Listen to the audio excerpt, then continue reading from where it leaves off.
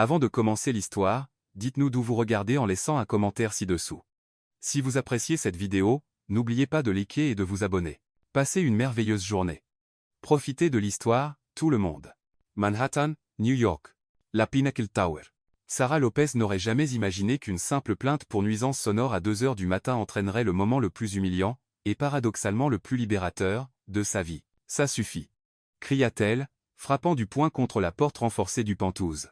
Vous pensez que vous pouvez organiser des fêtes toutes les nuits juste parce que vous avez de l'argent? La musique électronique pulsait à travers le bois d'acajou, étouffant ses protestations. Sarah enchaînait les doubles journées, graphiste le jour, illustratrice freelance la nuit, et elle avait désespérément besoin de ces quelques heures de sommeil. Lorsque la porte s'ouvrit enfin, révélant un homme grand aux cheveux bruns ébouriffés et aux yeux couleur ambre qui semblait évaluer sa valeur nette en temps réel, Sarah perdit complètement son sang-froid. « Oh, c'est vous » dit-il, s'appuyant contre le chambranle avec une arrogance qui fit bouillir le sang de Sarah, la voisine coincée du 15e étage. « Coincée ?» Sarah rit, mais il n'y avait aucune trace d'humour dans son rire. « Coincée ?» Écoutez bien, prince du penthouse. En fait, c'est plutôt roi du penthouse, l'interrompit-il, affichant un sourire qui faisait probablement fondre les autres femmes, mais ne faisait qu'enrager davantage Sarah. Peu importe, roi, prince ou empereur galactique, je m'en fiche. Sa voix résonna dans le couloir, réveillant probablement la moitié de l'étage. Vous êtes un gamin gâté, arrogant et égoïste qui pense que le monde tourne autour de lui. Une petite foule commença à se rassembler, des voisins en pyjama, le personnel de l'immeuble, même le gérant de l'immeuble apparut. Vous savez quel est votre problème? Continua Sarah, pointant un doigt vers son torse. Vous n'avez jamais entendu le mot nom de toute votre vie. Je parie que vos parents vous ont tout donné sur un plateau d'argent, que vous n'avez jamais travaillé un seul jour, que vous êtes l'un de ces bébés de fonds fiduciaires qui achètent les gens comme ils achètent un café. Son sourire vacilla une fraction de seconde, si rapidement que Sarah faillit ne pas le remarquer. Et savez-vous quoi d'autre? L'argent n'achète pas les bonnes manières. Il n'achète pas la considération. Et il n'achète certainement pas le droit de rendre la vie de tout le monde misérable. Waouh, murmura Madame Garcia du 12e étage. Elle n'y est pas allée de main morte. Sarah conclut, essoufflée, gardez votre musique à un volume humain après 22 heures, ou je rendrai votre vie extrêmement difficile. Et croyez-moi, je suis très créative quand je suis en colère. Un silence de mort. Même la musique s'était arrêtée. L'homme l'observa longuement, ses yeux ambrés scrutant son visage comme s'il mémorisait chaque détail. Intéressant, murmura-t-il enfin. Très intéressant. Puis, à la stupéfaction générale, il sourit, pas ce sourire charmeur et travaillé, mais un sourire sincère et presque ravi. Comment vous appelez-vous, pétard? Sarah cligna des yeux, déstabilisée par ce changement soudain. Quoi? Votre nom?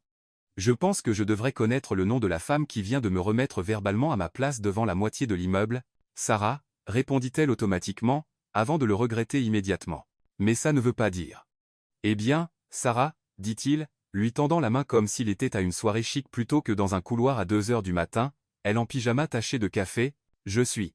Je me fiche de savoir qui vous êtes, le coupa Sarah, ignorant sa main tendue. Contentez-vous de baisser le volume. Elle pivota sur ses talons et marcha jusqu'à l'ascenseur, laissant derrière elle une foule stupéfaite et un héritier milliardaire très intrigué qui venait de vivre quelque chose qu'il n'avait jamais rencontré auparavant, quelqu'un qui se fichait, éperdument de son argent ou de son statut. Alors que les portes de l'ascenseur se refermaient, Sarah aperçut son reflet dans la porte, toujours debout dans l'embrasure, la regardant avec une expression qu'elle ne pouvait pas tout à fait déchiffrer.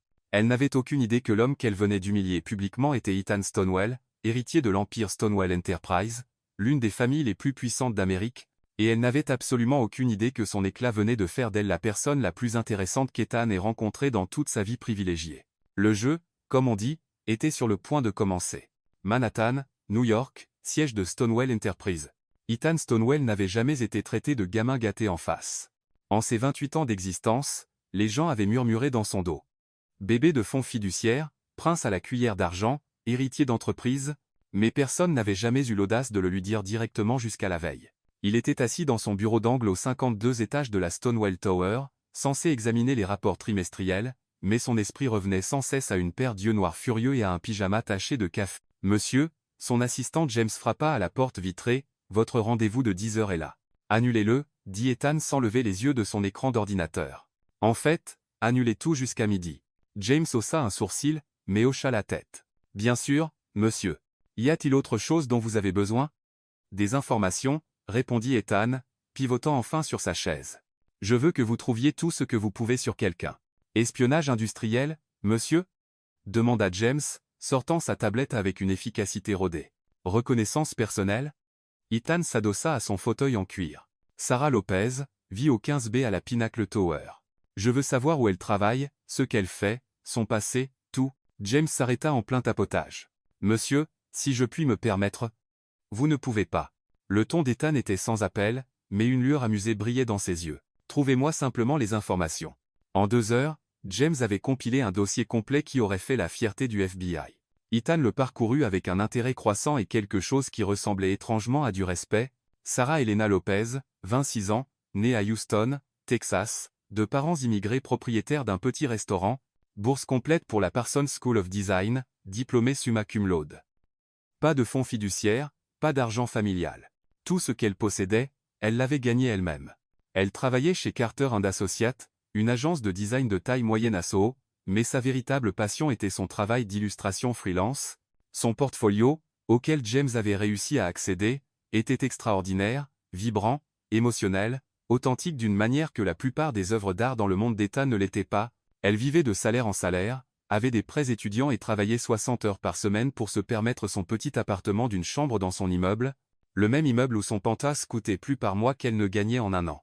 Fascinant, murmura-t-il à lui-même, étudiant une illustration particulière, une scène de rue dans ce qui semblait être son ancien quartier à Houston, pleine de vie, de chaleur et de lutte.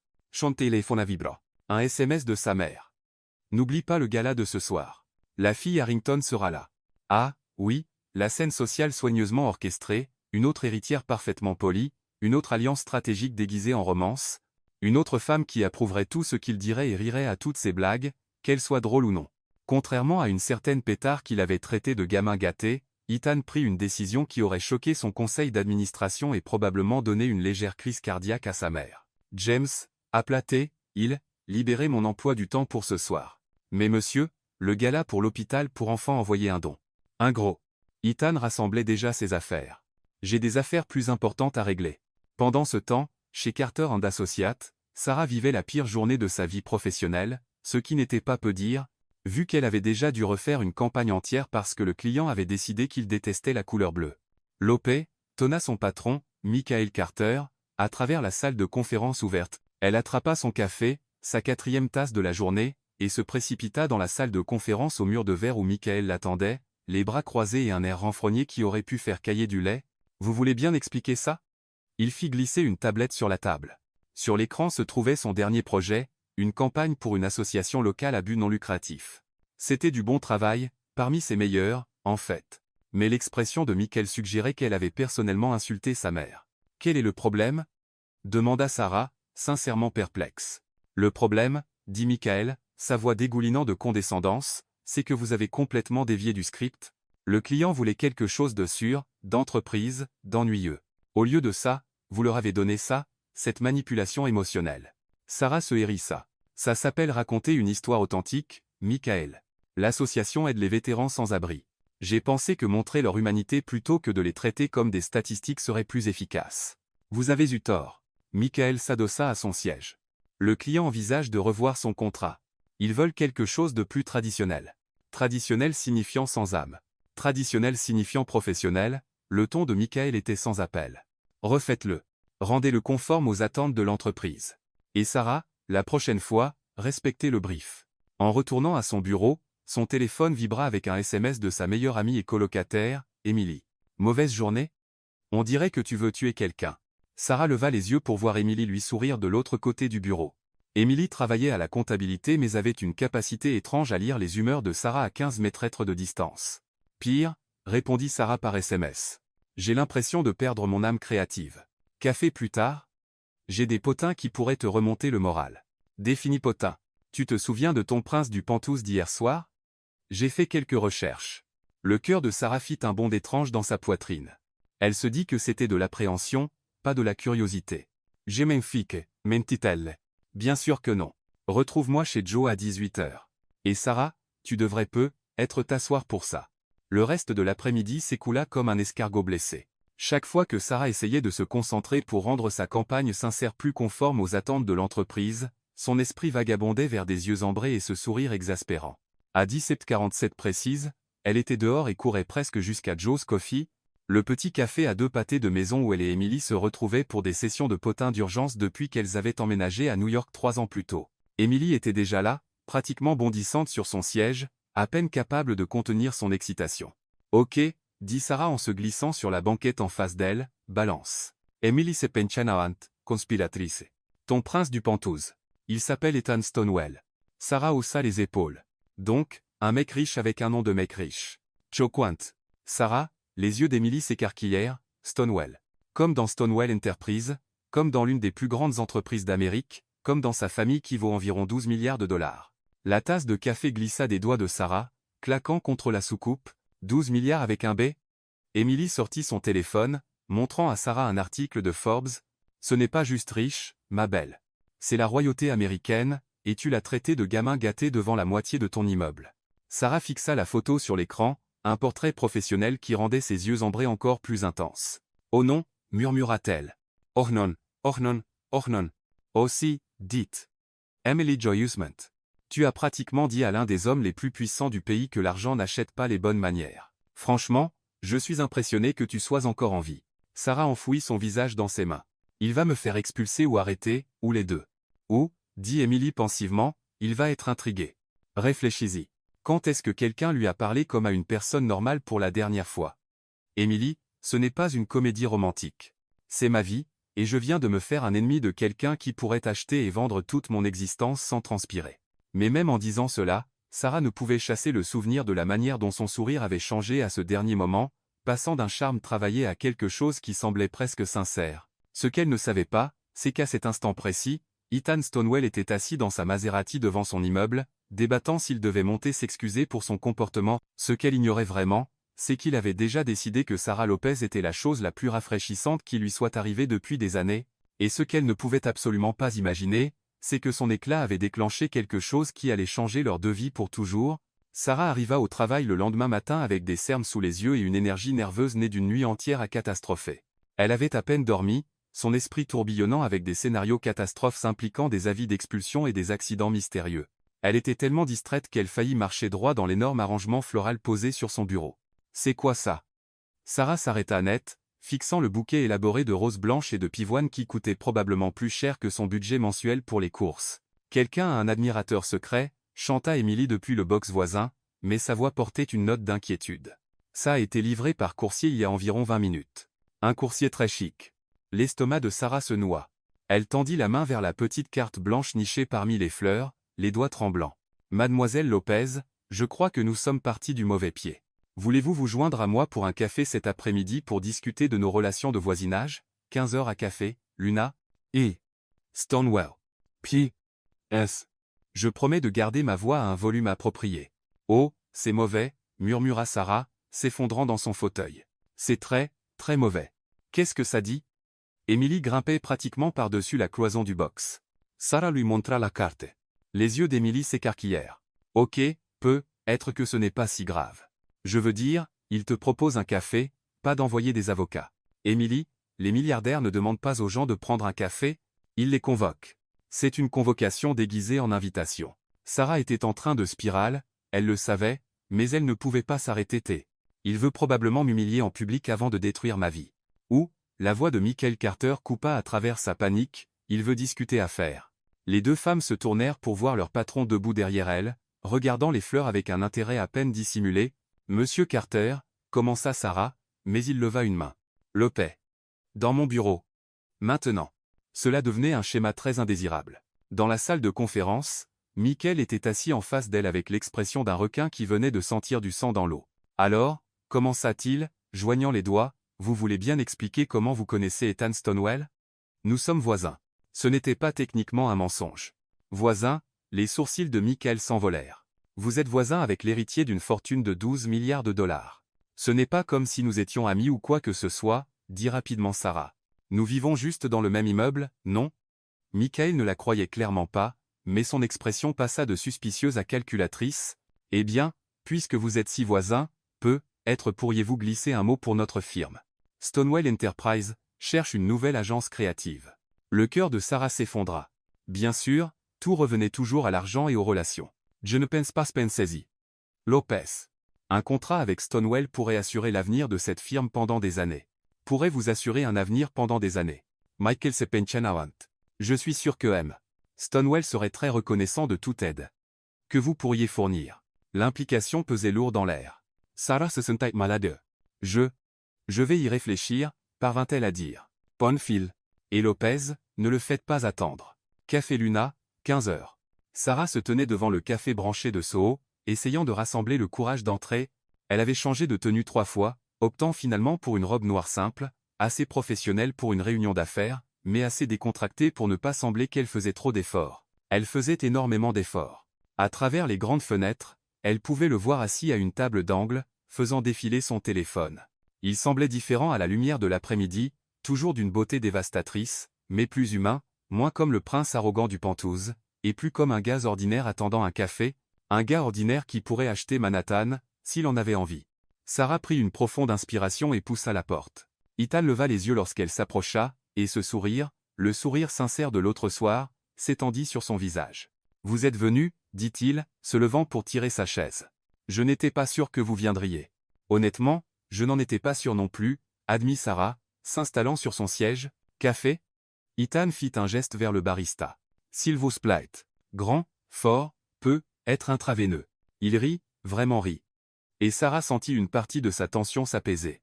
Peut, être que ce ne serait pas un désastre complet. Alors, dit-elle une fois qu'ils eurent leur boisson, de quoi s'agit-il?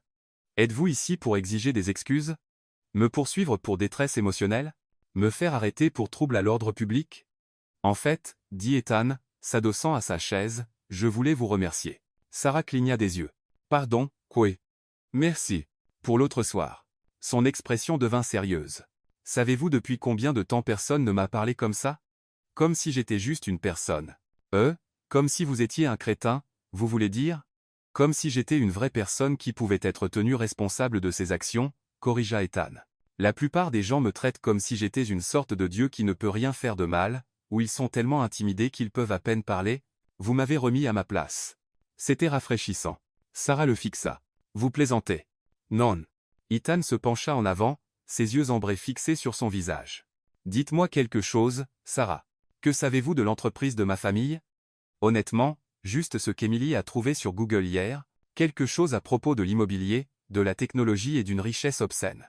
Immobilier, technologie, médias, hôtellerie. Nous avons nos doigts dans beaucoup de tartes. Ethan marqua une pause. Mais ce que nous n'avons pas, c'est de l'authenticité. Tout ce que nous touchons devient poli, corporatif et sans âme. Le mot frappa Sarah comme un coup physique. C'était exactement ce qu'elle avait dit de son propre travail la veille. J'ai regardé votre portfolio, continua Ethan. Votre vrai travail, pas les campagnes corporatives. C'est incroyable, Sarah. Il y a quelque chose que tout l'argent du monde ne peut pas acheter. Du cœur. Comment avez-vous Sarah comment ça, puis secoua la tête. Peu importe, ressources de milliardaires, je comprends. J'ai une proposition pour vous. Et voilà, la vraie raison de cette rencontre. Laissez-moi deviner, dit Sarah, ses murs défensifs se redressant. Vous voulez m'embaucher pour rendre votre entreprise plus authentique? Ajouter du cœur à votre empire sans âme? Non, dit Ethan doucement. Je veux que vous m'appreniez. Vous apprendre quoi? À être réel? À connecter avec les gens sans calculer leur valeur nette? Ah, je ne sais pas, avoir une conversation réelle sans que ce soit une transaction commerciale? Sarah rit, mais il n'y avait aucun humour dedans. Vous êtes sérieux? Vous voulez que je vous donne des leçons pour être humain? Je sais comment ça sonne, dit Ethan rapidement. Mais réfléchissez-y. Quand avez-vous rencontré pour la dernière fois quelqu'un de mon monde qui n'était pas complètement déconnecté de la réalité? J'ai été entouré de bénis oui-oui et de grimpeurs sociaux toute ma vie. Je ne sais pas comment parler à quelqu'un qui ne veut rien de moi. Qu'est-ce qui vous fait penser que je ne veux rien de vous? Ethan sourit de nouveau avec ce sourire sincère. Parce que vous avez clairement dit que vous pensez que je suis un gamin gâté qui ne mérite pas l'air qu'il respire. Eh bien, quand vous le dites comme ça. Écoutez, dit Ethan, posant sa tasse de café et la fixant d'un regard direct qui fit frémir son estomac de manière qu'elle ne voulait absolument pas analyser, je ne vous demande pas de m'aimer. Je vous demande de m'aider à devenir quelqu'un qui mérite d'être aimé. Sarah resta silencieuse un long moment, étudiant son visage à la recherche du moindre signe de manipulation ou de motif caché. Tout ce qu'elle vit était quelque chose qui ressemblait étrangement à de la vulnérabilité. Que proposez-vous exactement? Passez du temps avec moi. Montrez-moi votre monde. Apprenez-moi ce que c'est de travailler pour quelque chose, de lutter pour quelque chose, de se soucier de quelque chose d'autre que des marges bénéficiaires et des cours des actions. Ethan marqua une pause. En échange, je vous aiderai avec ce dont vous avez besoin, conseils de carrière, connexion, financement pour votre art, ce que vous voulez. Et si je dis non? Alors vous dites non. Je respecterai votre décision.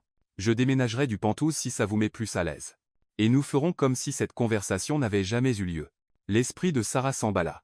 C'était insensé. Toute la situation était complètement ridicule. Mais il y avait quelque chose dans sa voix, quelque chose de sincère qui la faisait croire qu'il était sérieux. Et honnêtement, qu'avait-elle à perdre? Sa carrière stagnait. Son patron était un cauchemar. Et elle arrivait à peine à payer son loyer. Peut-être que c'était sa chance de prendre enfin de l'avance. Ou peut-être était-ce exactement comme ça que les jeunes femmes disparaissaient dans les documentaires sur les crimes réels. Comment puis-je savoir que ce n'est pas un jeu élaboré pour vous? Un mec riche qui décide de s'encanailler avec la pauvre fille pour se divertir? Ethan resta silencieux un moment, puis sortit son téléphone et lui montra une photo, une double page de magazine de lui à un gala de charité, entouré de belles femmes en robes coûteuses, tout le monde affichant, des sourires, parfaits et vides. Est-ce que ça ressemble à du divertissement pour vous? Demanda T. C'est mauvais, Sarah. Chaque jour, chaque événement, chaque conversation, c'est une performance constante. Je ne me souviens même plus de qui je suis sous toutes les attentes et les obligations. Sarah regarda la photo, puis lui. Dans le magazine, il ressemblait à un prince parfait. Assis en face d'elle maintenant, il avait simplement l'air fatigué. 2 semaines, entendit-elle dire. Période d'essai. Vous voulez découvrir le monde réel? D'accord, mais on fait ça à ma manière, selon mes conditions. Pas de traitement spécial, pas de raccourci, pas de jeter de l'argent sur les problèmes. Le visage d'Ethan s'illumina comme si elle venait de lui remettre les clés du royaume. Marché conclu, dit-il immédiatement, tendant la main à travers la table. Sarah regarda sa main offerte un moment, puis la serra, essayant d'ignorer la manière dont sa peau frémissait au contact. Marché conclu. Mais Ethan, si vous faites du mal à mes amis, si vous m'embarrassez publiquement, ou si vous transformez ça en un spectacle pour les réseaux sociaux, je ferai passer mon petit discours dans le couloir pour une lettre d'amour. Compris? Compris? Son sourire était maintenant pure malice. Alors, professeur, par où commence-t-on? En le regardant, vraiment en le regardant, Sarah eut le sentiment distinct qu'elle venait d'accepter quelque chose qui changerait tout. Elle espérait juste que cela ne la détruirait pas dans le processus. Absolument pas. Sarah se tenait dans le hall de la Pinnacle Tower, à 7 heures précises, fixant ce qui ne pouvait être décrit que comme une couverture mobile de Forbes. Ethan émergea de l'ascenseur, portant un costume gris anthracite parfaitement taillé qui coûtait probablement plus cher que sa voiture, les cheveux impeccablement coiffés, semblant prêt à conclure un contrat d'1 milliard de dollars, pas à apprendre ce qu'est la vraie vie. Qu'est-ce qui ne va pas avec ce que je porte? Demanda Ethan, sincèrement perplexe en ajustant ses boutons de manchette en platine. Tout? Sarah croisa les bras. Leçon numéro 1. Les vraies personnes ne portent pas de costume à 1000 dollars pour aller faire des courses. On va faire des courses? On va faire des courses. Mais d'abord, on va faire du shopping. Du shopping. Elle désigna sa tenue. Vous avez l'air de quelqu'un qui va saisir une maison. Il faut qu'on arrange ça. Ethan baissa les yeux sur sa tenue. C'est du Tom Ford. C'est un très bon costume. Je suis sûr que oui. Il crie aussi j'ai plus d'argent que de bon sens à tout le monde dans un rayon de 5 pâtés de maison. Sarah commença à marcher vers la porte. Allez, on va chez Target. Target? Ethan prononça le mot comme si elle avait suggéré de visiter Mars. Target? Vous savez, le magasin avec le logo en cible rouge où les gens normaux achètent des vêtements normaux à des prix normaux. Le trajet jusqu'à Target dans la Maserati d'Ethan fut une expérience en soi. Sarah avait insisté pour conduire. Les vraies personnes n'ont pas de chauffeur, ce qui signifiait qu'Ethan passa tout le trajet à s'agripper à la poignée de la porte et à émettre de petits sons de détresse chaque fois qu'elle changeait de voix. Vous conduisez de manière très agressive, parvint-il à dire alors qu'elle se garait en parallèle entre une Honda Civic et un pick-up. Je conduis normalement. Vous êtes juste habitué à ce que James fasse tout pour vous. Sarah détacha sa ceinture de sécurité et se tourna pour lui faire face. À ce propos, pas d'appel à James aujourd'hui. Pas de carte de crédit sans limite. Pas de mon assistant s'en occupera.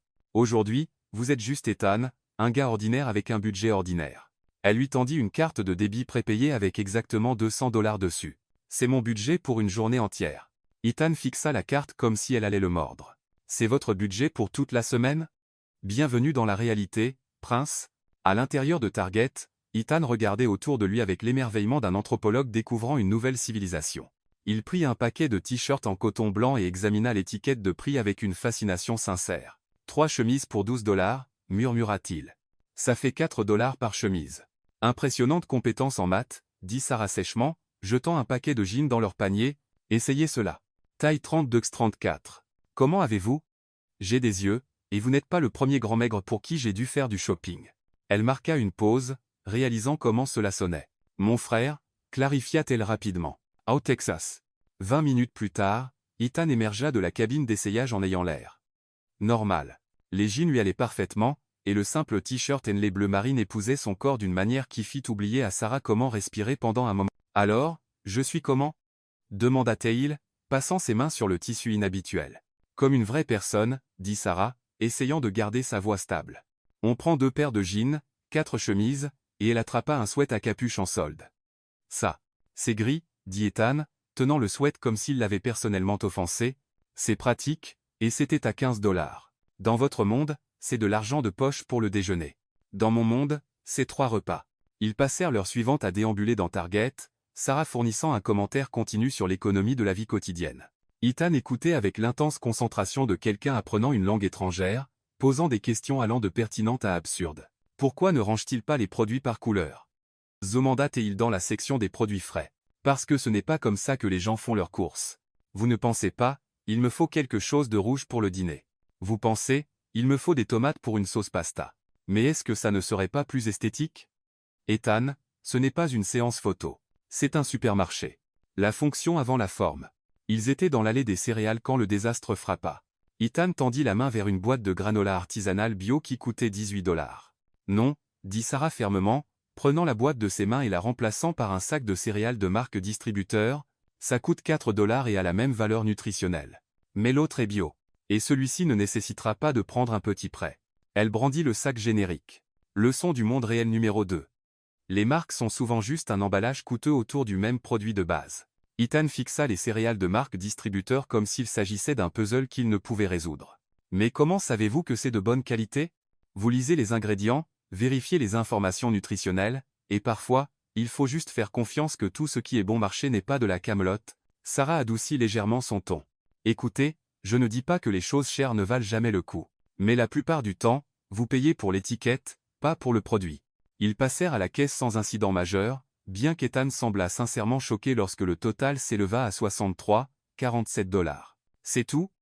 Demanda-t-il alors que Sarah lui tendait le reçu. Pour tout ça? C'est tout. Vous venez d'acheter une semaine de vêtements et de nourriture pour moins que ce que vous dépensez probablement pour un seul déjeuner.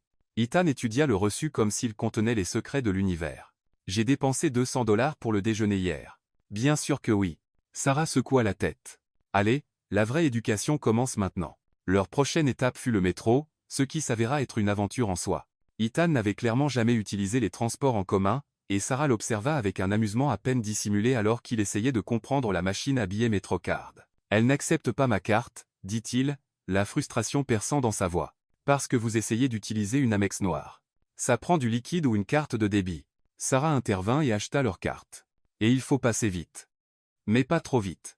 Et si ça ne marche pas la première fois, vous attendez 3 secondes et vous réessayez. Ça semble inutilement compliqué. Bienvenue dans la vie des 99% restants. Le trajet en métro jusqu'à Brooklyn fut une éducation en soi. Ethan était assis raide comme un piquet, clairement mal à l'aise avec la proximité des étrangers, les bruits, les odeurs, le chaos général des transports en commun à l'heure de pointe. Détendez-vous, murmura Sarah alors qu'un groupe d'adolescents riait bruyamment de l'autre côté de la voiture. Ce sont juste des gamins qui font les gamins, pas une menace pour votre existence. Je le sais intellectuellement, les jointures d'étain étaient blanches là où il agrippait le poteau, mais je n'ai jamais été dans un espace confiné avec autant de gens qui ne sont pas à mon service. Sarah ressentit une pointe de quelque chose qui aurait pu être de la sympathie. C'est accablant au début, mais regardez autour de vous. Vraiment. Ce sont juste des gens qui vivent leur vie, allant au travail, rendant visite à leur famille, faisant des courses. Comme vous, mais dans des circonstances différentes. Ethan regarda, et peu à peu, sa posture se détendit. Lorsqu'ils atteignirent leur arrêt, il observait les autres passagers avec une curiosité sincère plutôt qu'une terreur à peine dissimulée. « Où allons-nous » demanda-t-il alors qu'ils émergeaient de la station de métro dans la lumineuse matinée de Brooklyn. « Mon ancien quartier. Je veux vous montrer où j'ai grandi. » Ils marchèrent dans les rues de Sunset Park, passant devant des bodegas et des laveries, des petits restaurants et des jardins communautaires. Ethan regardait autour de lui avec le même émerveillement qu'il avait montré chez Target, mais cette fois, il y avait quelque chose de plus profond dans son expression. C'est tellement. Commença-t-il, puis s'arrêta. Pauvre ? Proposa Sarah, Une pointe défensive dans la voix. Vivante. Dit Ethan doucement. Il y a tellement de vie ici. De l'énergie. Les gens se parlent réellement dans la rue. Ils s'arrêtèrent devant un petit centre communautaire où un groupe d'enfants jouait au basket sur le terrain extérieur. Le son des balles rebondissant et des cris emplissait l'air, mêlé à de la musique venant d'une enceinte et au bourdonnement général de la vie urbaine. Je venais ici après l'école, dit Sarah, s'appuyant contre la clôture. Quand mes parents travaillaient tard au restaurant, Madame Wong, sans lien de parenté, dirigeait le programme après, école. C'est elle qui m'a d'abord encouragé à dessiner. Est-elle encore là? Elle a pris sa retraite l'année dernière, mais elle fait encore du bénévolat. Sarah sourit à ce souvenir. Elle disait que tout le monde a un don, mais que tout le monde n'a pas la chance de le déballer. Elle s'est assurée que j'ai ma chance. Ethan resta silencieux un long moment, regardant les enfants jouer. J'avais des tuteurs, dit-il enfin, des leçons de piano, de tennis, de voile, tout soigneusement planifié et supervisé. Je ne pense pas avoir jamais juste joué. C'est triste. Je ne le pensais pas à l'époque. Je pensais que c'était juste comme ça que la vie fonctionnait. Il se tourna pour la regarder. Quand avez-vous su que vous vouliez être artiste? J'avais 8 ans. Ma mère faisait des doubles journées, et j'étais coincé à la maison avec la grippe. Tout ce que j'avais, c'était une boîte de crayons de couleur et du papier d'ordinateur que mon père avait ramené de son travail de bureau. Les yeux de Sarah devinrent distants. J'ai dessiné notre appartement, mais comme je voulais qu'il soit, avec de grandes fenêtres, des couleurs vives et de l'espace pour que ma mère puisse se vernir les ongles sans s'asseoir sur le comptoir de la cuisine. Vous l'avez encore? Le dessin? Non, mais j'ai ça. Elle sortit son téléphone et lui montra son écran de verrouillage. Une photo d'un petit appartement soigné avec des murs jaunes vifs et des plantes en pot sur toutes les surfaces. L'appartement de ma mère maintenant. Elle a enfin ses grandes fenêtres. Ethan étudia la photo. Vous avez fait ça? Acheté l'appartement? Décoré? En fait, elle a économisé pendant des années pour déménager de notre ancien endroit. Je me suis juste assuré qu'il ressemble à la maison dont elle avait toujours rêvé. Sarah rangea son téléphone. C'est ce que l'art est censé faire, je pense, rendre les choses meilleures, plus belles, plus pleines d'espoir. C'est pour ça que vous étiez si en colère à propos de la campagne corporative. Sarah le regarda, surprise. Vous avez vraiment prêté attention à mon travail. Je vous ai dit, il a quelque chose que le mien n'a pas. Quelque chose que je veux comprendre. Ils se remirent à marcher, passant devant d'autres boutiques et cafés, chacun racontant une histoire de famille immigrée, de lutte communautaire et de petites victoires. Ethan posait des questions sur tout. Pourquoi il y avait tant de petits restaurants au lieu de chaînes? Comment fonctionnait le jardin communautaire? Ce que signifiaient les fresques sur les murs? Tout ici a une histoire, observa-t-il en passant devant une bodega avec des enseignes peintes à la main en 3 langues. C'est ce qui arrive quand les gens vivent vraiment quelque part au lieu de simplement y exister, dit Sarah. Quand votre survie dépend de la communauté plutôt que des portefeuilles d'actions. Ils s'arrêtèrent pour déjeuner dans un petit restaurant dominicain que Sarah connaissait depuis son enfance. La propriétaire, une femme ronde nommée Rosa, accueillit Sarah avec l'enthousiasme habituellement réservé aux héros de guerre de retour. « Mija, tu as amené un ami. » Les yeux de Rosa se posèrent immédiatement sur Ethan, le jaugeant avec l'œil exercé de quelqu'un qui avait élevé 5 enfants et pouvait repérer les ennuis à 3 pâtés de maison. « Voici Ethan, dit Sarah. Ethan, voici Rosa, le meilleur polo de Brooklyn. Asseyez-vous, asseyez-vous. » Rosa les guida vers une petite table près de la fenêtre. « Je vais vous apporter les bonnes choses. » Les bonnes choses se révélèrent être assez de nourriture pour une petite armée. Porc rôti lentement, riz et haricots, bananes plantains sucrés, et yucca avec une sauce à l'ail. Ethan fixa le festin avec quelque chose qui s'approchait de l'émerveillement. « C'est incroyable, dit-il après sa première bouchée. Combien coûte un repas comme celui-ci? 12 $, dit Sarah. Chacun. Ethan faillit s'étouffer avec son riz. 12 $? J'ai payé 50 fois ça pour un dîner. Est-ce que c'était 50 fois meilleur? Honnêtement, non. Pas même de loin. Rosa revint avec du café qu'on luche et un éclat maternel dans les yeux. Prends soin de celle-ci, dit-elle à Ethan, tapotant l'épaule de Sarah. Elle est spéciale. Cette fille travaille trop, ne mange pas assez, mais elle a un bon cœur. Je le vois, dit Ethan, et la sincérité dans sa voix fit chavirer l'estomac de Sarah. Après le déjeuner, ils marchèrent jusqu'à Prospect Park, où Sarah étendit une couverture qu'elle avait achetée chez Target plus tôt, et ils s'assirent sous un arbre, regardant les gens jouer au frisbee, et promener leurs chiens. Parlez-moi de votre famille, dit Ethan, s'allongeant sur la couverture et fermant les yeux contre le soleil de l'après-midi. Que voulez-vous savoir? Tout. Comment ils sont, ce qu'ils font, pourquoi ils comptent pour vous. Sarah s'installa à côté de lui, veillant à maintenir une distance respectable. Mon père travaille dans la construction maintenant, mais il était comptable au Salvador. Ma mère nettoie des bureaux le jour et suit des cours en ligne le soir. Elle passe son jet d'en anglais. Ils sont mariés depuis 28 ans et se tiennent encore la main en regardant la télé. Ils ont l'air merveilleux. Ils le sont. Ils ont tout abandonné pour que j'aie des opportunités qu'ils n'ont jamais eues. Papa travaille 12 heures par jour pour que je puisse aller à l'école d'art. Maman a appris l'anglais en regardant des feuilletons pour pouvoir m'aider avec mes devoirs. La voix de Sarah s'adoucit. Ils n'ont jamais vu l'océan, mais ils m'ont aidé à déménager à New York parce qu'ils croyaient en mes rêves. Les avez-vous emmenés voir l'océan? Pas encore, mais je le ferai. Quand j'aurai ma grande percée, quand je serai assez stable financièrement pour prendre des congés, Sarah s'interrompit, réalisant à quel point cela sonnait creux. Un jour. Ethan ouvrit les yeux et se tourna pour la regarder. Pourquoi un jour? Pourquoi pas maintenant? Parce que je peux à peine payer mon propre loyer, encore moins des vacances pour 3 personnes. Et si l'argent n'était pas un obstacle? Mais c'en est un. C'est le plus gros obstacle. Sarah s'assit, en roulant ses bras autour de ses genoux. C'est la différence entre votre monde et le mien, Ethan. Vous pouvez décider de faire quelque chose et le faire. Je dois planifier, économiser, faire des sacrifices et espérer que rien ne va de travers entre-temps. Ça doit être épuisant. Checklist. Mais ça rend aussi les choses plus importantes. Vous savez, quand vous devez travailler pour quelque chose, quand vous devez le choisir au détriment d'autre chose que vous voulez, ça devient précieux. Ils restèrent assis en silence confortable un moment, regardant un groupe d'enfants chasser des bulles tandis que leurs parents riaient et prenaient des photos. « Et votre famille » demanda Sarah finalement. « Comment sont-ils » L'expression d'Ethan devint compliquée. Réussi, motivé, exigeant. Il resta silencieux un moment. « Mon père a construit l'entreprise de toutes pièces, commençant par un seul projet de construction et en faisant un empire. Il est brillant, impitoyable et complètement consumé par le travail. Et ma mère, tout aussi brillante, mais d'une manière différente. Elle gère le côté social de notre empire. Gala de charité, connexion politique, s'assurant que nous maintenions la bonne image. Chaque interaction est stratégique. Les aimez-vous? La question sembla prendre Ethan au dépourvu. Oui, bien sûr. Mais je ne sais pas si je les aime beaucoup. Et je ne suis pas sûr qu'ils sachent vraiment qui je suis sous toutes leurs attentes. Que voulez-vous dire? Je veux dire que j'ai été préparé à prendre la tête de l'entreprise depuis l'âge de 5 ans. Chaque école, chaque activité, chaque ami a été choisi pour atteindre cet objectif. Je ne sais pas ce que j'aurais choisi pour moi-même si j'avais eu le choix.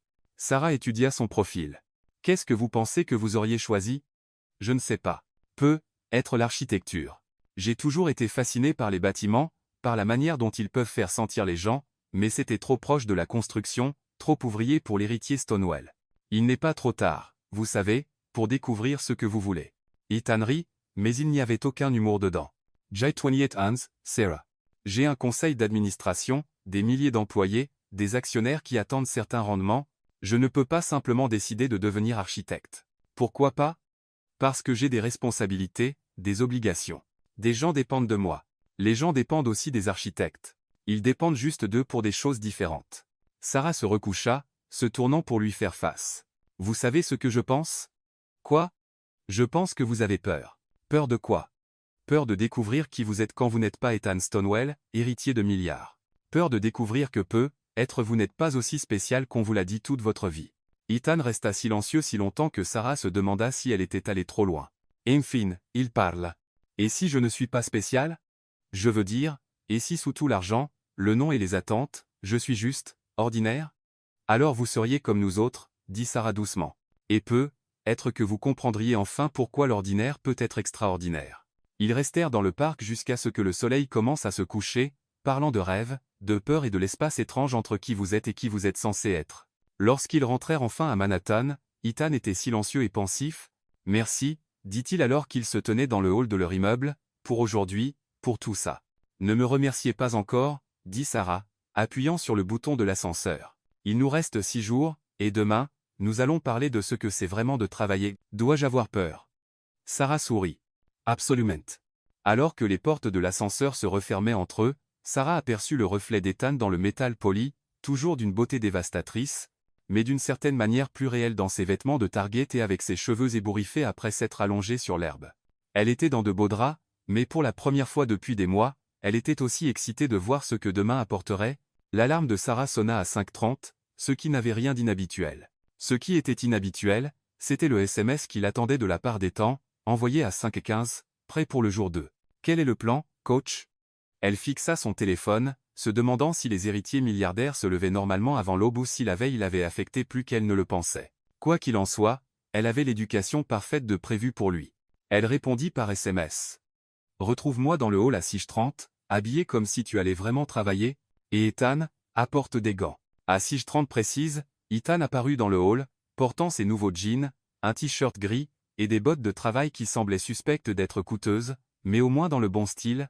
Plus important encore, il avait l'air d'avoir réellement dormi, ce qui était plus que ce que Sarah pouvait dire d'elle-même. Elle avait passé la moitié de la nuit à penser à leur conversation dans le parc et à la manière dont il l'avait regardé quand elle l'avait traité de peureux. « Où allons-nous » demanda-t-il alors qu'il marchait vers la station de métro. « Queens. Nous allons passer la journée avec mon cousin Javier. Il dirige une entreprise de déménagement. » Ethan s'arrêta de marcher. « On va déménager des meubles ? On va faire un travail honnête pour un salaire honnête, corrigea Sarah. Javier manque de main-d'œuvre cette semaine, et j'ai promis de l'aider aujourd'hui. Puisque vous voulez découvrir le monde réel, vous allez apprendre ce que c'est de gagner de l'argent avec votre dos plutôt qu'avec votre cerveau. » Le trajet en métro jusqu'à Queens était différent de la veille. Ethan semblait plus à l'aise avec la foule, bien qu'il continuât à regarder autour de lui avec fascination les navetteurs matinaux, ouvriers du bâtiment, infirmières terminant leur garde de nuit, agents d'entretien rentrant chez eux. Ces gens ont travaillé toute la nuit, observa-t-il doucement. Certains d'entre eux. D'autres commencent juste leur journée. Le monde ne tourne pas aux horaires de banquier, Ethan. Quelqu'un doit garder les lumières allumées, le café en train de couler et les rues propres pendant que tout le monde dort. Ils émergèrent du métro dans une partie de Queens, qui ne ressemblait en rien aux tours étincelantes de Manhattan.